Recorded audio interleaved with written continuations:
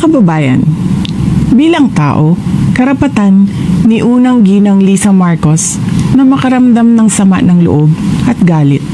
Subalit, ang kanyang personal na damdamin ay walang kinalaman sa aking mandato bilang isang opisyal ng pamahalaan.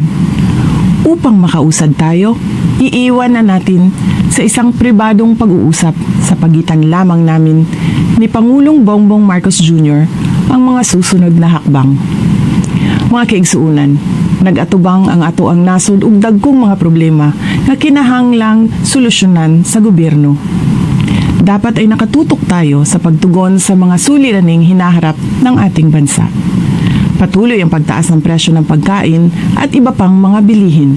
At ito ay mas nagpapahirap pa sa dinaranas na gutom o kawalan ng sapat na pagkain ng mahihirap nating kababayan.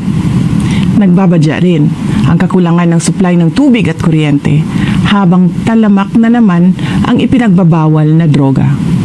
Samantala, hindi pa rin natatapos ang banta ng kriminalidad, terorismo at insurhensiya sa ating bansa.